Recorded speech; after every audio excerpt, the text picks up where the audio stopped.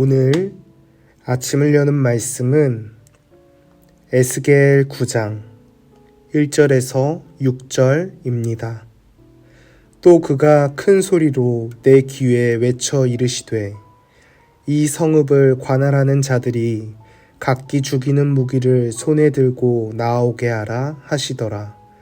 내가 보니 6사람이 북향한 윗문 길로부터 오는데 각 사람의 손에 죽이는 무기를 잡았고 그 중에 한 사람은 가는 베옷을 입고 허리에 서기관의 먹그릇을 찼더라. 그들이 들어와서 놋제단 곁에 서더라.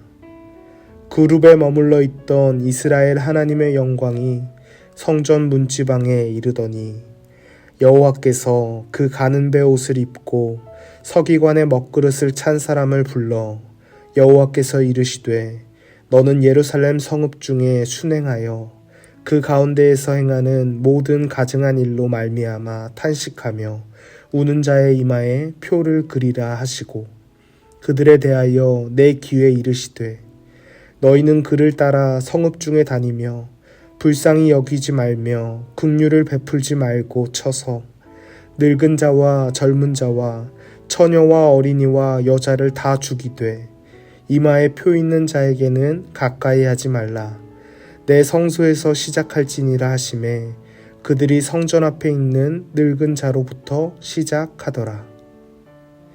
에스겔 9장은 에스겔이 보게 된 두 번째 환상의 내용을 기록하고 있습니다. 바로 전장이었던 에스겔 8장의 말씀에서 하나님께서는 성전에 가득한 우상들을 에스겔에게 보여주셨습니다. 하나님께서는 하나님의 영광이 성전에서 떠날 수밖에 없었던 이유를 밝히 보이셨고 이제 이어지는 9장 말씀에서 이스라엘 민족의 가증스러운 관행들을 어떻게 다루실 것인지 보여주고 계십니다. 오늘 본문 5절과 6절의 말씀입니다.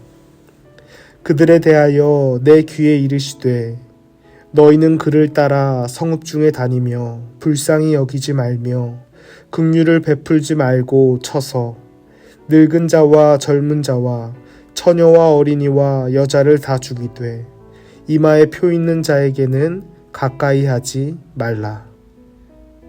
오늘 읽은 본문에는 베옷을 입고 서기관의 먹을 찬 사람이 등장하는데 하나님께서는 이 사람에게 이스라엘 백성들을 해치라는 명령을 내리셨습니다.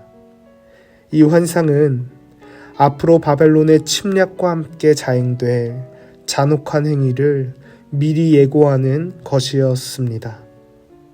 하나님께서는 에스겔의 환상을 통해서 성전이 망하게 되는 이유를 다른 곳에서 찾지 말라고 당부하고 계셨던 것입니다.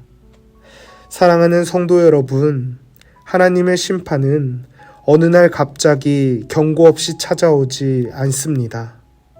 하나님께서는 여러 가지 방법으로 당신의 백성들에게 미리 경고해 주십니다.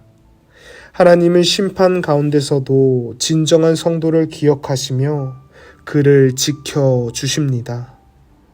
오늘 본문에는 이마에 표를 가진 사람들이 등장하는데 이들은 하나님의 심판 가운데서도 자기의 생명을 보존받았습니다.